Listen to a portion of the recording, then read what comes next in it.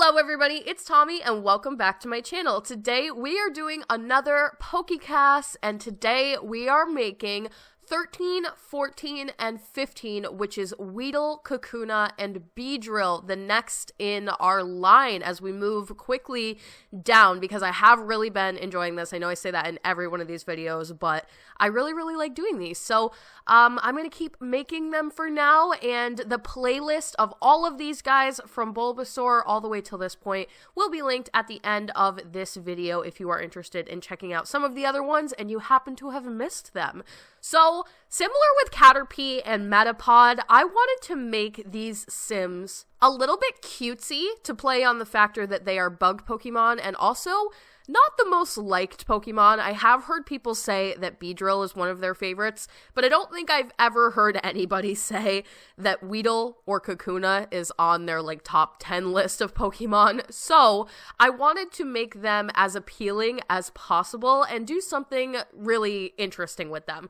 So Caterpie, very cutesy. Weedle, I figured I would do the same thing. They have a similar look to them. I would say the biggest difference is that Weedle is almost a little bit more venomous looking. It has spikes. It has the big one on the top of its head. It has the pokey one on the bottom of its tail, and almost a little bit more menacing looking. So I really liked the idea of converging a cutesy kind of sim with a little bit of punk factor, and then as we move down the line towards Beedrill, totally take over that punky look a little bit more. So again, we're working in all Maxis match. I really did love the skin tone that I had for this one. It's very similar to Weedle's. Kakuna's and Beedrill's are a little bit off, but this one was right on the money. I found this headband. It's not Maxis Match, it's a little bit more alpha, but it came in pink, so again, playing with that cutesy idea, and pink is very prominent on Weedle as well, and it had spikes to it, so I thought that that was a really cool way to pay tribute to that. And then just going with a basic yellowy, darker browny kind of bubble top to play on the whole idea that Weedle is made of these ball type structures, and a cute little pink skirt to go with it to pay homage to the big pink nose and the big little pink balls, earrings to match. And then again, I wanted to do the feet or the end as a similar color to whatever the end of the Pokemon looks like. So Weedle has the pointed white spike at the end of its body, and so I went with some basic white pumps. And then moving on to Kakuna, had a very similar problem with Kakuna as I did with Metapod. They're very simple, they're very monochromatic, there's not too many details or things that I can play off of, so I decided to go a similar route that I did with Metapod, go with the monochromatic look as much as possible, bring in a little bit of black because they do have the very fierce black looking eyes, and black in between the crevices of the shell and things like that, so we're going to do a look combining the two colors together. I like to take the original Pokesim and then make a bunch of siblings so that they all have a very similar look in facial structure and in similar features, and then just change them a little bit to look a little bit more menacing as we move down the line. So Kakuna has smaller, slanted, a little bit scarier looking eyes, so I replicated that most definitely. I love to use the downward facing eyelashes when I'm going for that cutesy look because I feel like it creates this Joe-like eye to the eyeball that is really fun.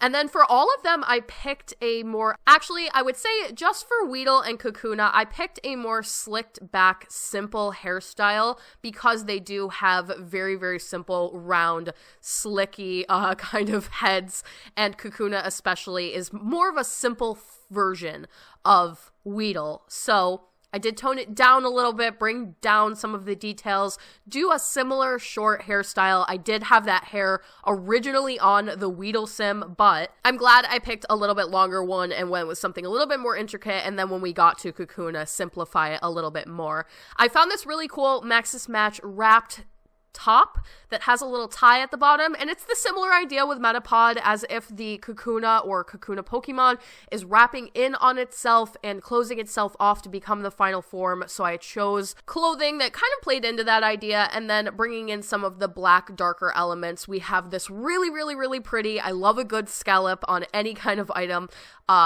skirt that I felt like fit really well, and it matched the arms on the shirt, and then doing it off with a little bit of some accessories, a little punky, some tights, some really nice boots. And then last but not least, we have Beedrill. So Beedrill is obviously the final form. I wanted her to be slightly more intricate.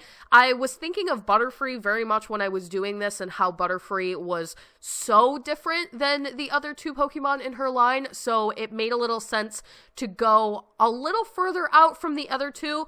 I eventually settled on a brighter yellow skin tone to bring some diversity, and then I wanted to play again with the idea that Beedrill has wings and also antennas, so I wanted to somehow incorporate those two ideas without actually doing wings and antennas. And I did find a piece of custom content that is basically a Beedrill suit. It is a dress, and it comes with antenna and everything, but it was a little more animalistic than I have said before I am trying to go with for these Pokesims. So instead, I did settle on this Maxis Match bun style hair, very like space buns and bee-like, if you will. I know that Beedrill is a little bit more wasp in shape, but obviously Beedrill in the name.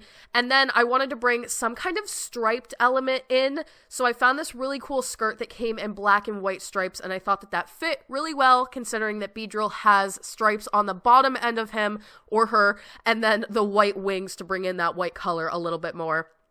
And again, keeping the overall cutesy look and incorporating a little bit of punkiness with the really, really bright red lipstick, bright red eyes, and eventually I do think I settle on some spiky types of jewelry. And that brings in, again, the spikes on the ends of the arms, and that more like fierce, punky look. I did want to do a leather jacket, but again, the colors really weren't there, so I think I ended up settling on a yellow type of wrap shirt that really fits a lot better with the entire outfit and still keeps that punky vibe while paying homage to the original like cutesy look of the other two. And then I had to make sure that I did some kind of tights, because Beedrill does have black arms, black legs, so I wanted to make sure that she had tights as well. Even though normally I probably wouldn't have paired tights with this outfit, it just felt like it was the best decision to make for the accuracy or going for the look of Beedrill. Then I think I paired it off with some little accessory pieces. I tried to do accessories of some kind for all three of these guys. I wanted to play with earrings and bracelets and things like that a little bit more.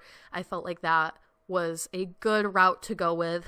And last but not least, I believe I went with some kind of black boots, pointy, really nice boots to finish off the outfit. And that is the Weedle family line. Next, we are going to be moving on to Pidgey and Pidgeotto and Pidgeot. Let me know if you guys have been enjoying this series. Which is your favorite that I have done so far?